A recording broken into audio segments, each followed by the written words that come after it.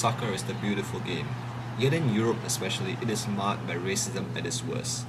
I shall first present an ESPN commentary and comment on the racism, and analyze two commercials that battle racism in soccer.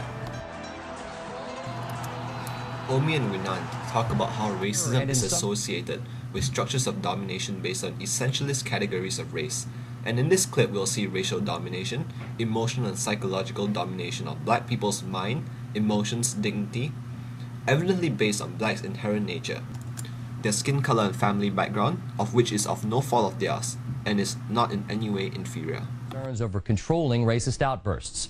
Jeremy Schaap on the beautiful game turned ugly.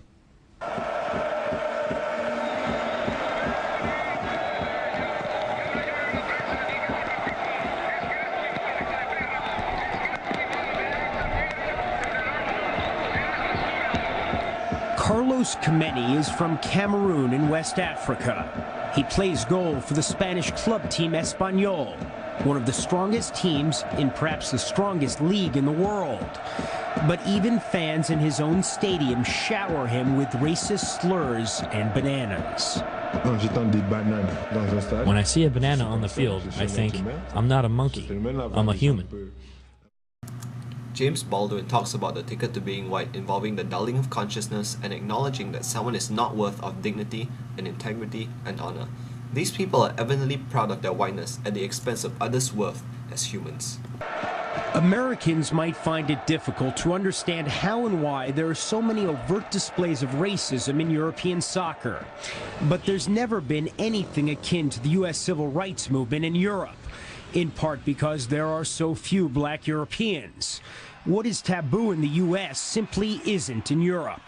The continent, in fact, is home to dozens of far-right political parties, many of which have become popular by breeding fear of black and Muslim immigrants. European soccer has also long been a bastion of hooliganism. In the stadiums, all of this makes for a combustible mix.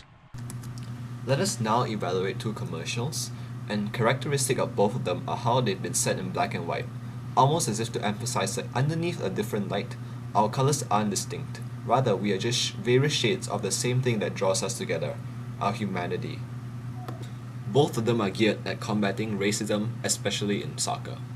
Dear white fella, couple things you should know. When I born, I black. When I grow up, I black. When I cold, I black. When I go in the sun, I black. When I scared, I black. When I sick, I black. And when I die, I still black. You white fella, when you born, you're pink. When you grow up, you're white. When you're cold, you're blue. When you go in the sun, you're red. When you're scared, you're yellow. When you're sick, you're green. And when you die, you're gray. And you have the cheek to call me colored.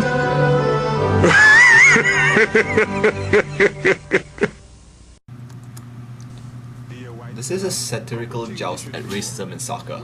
Firstly, it is interesting to note that the narrator of this clip is evidently black, fitting stereotypes of a subjugated black voice with imperfect English, probably to imply a black of lower socio-economical status rising up to challenge racism and discrimination.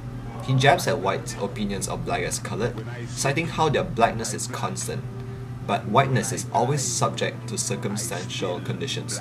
Worthy of reflection are Broadkin-Sachs' arguments about how whiteness has changed over time, for example on the issues of Jews becoming white, raising the question of whether their middle-class status justified their whiteness. You're red. When you're scared, you're yellow. In this parody of sorts, the narrator challenges the discrimination against blacks for apparently being colored, claiming the people who do call them so are merely pots calling kettles black or colored in this commercial.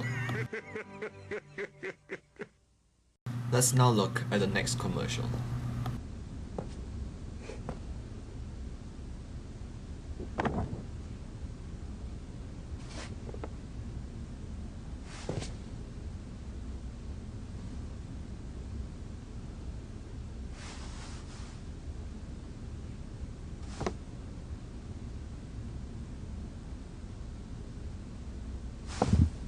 Stand up.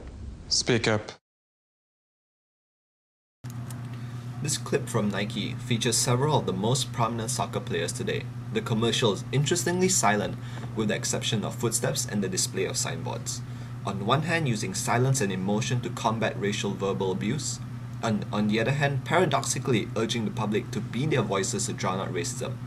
Audre Lorde has a chapter in her book, Sister Outsider, entitled The Transformation of Silence into Language and Action.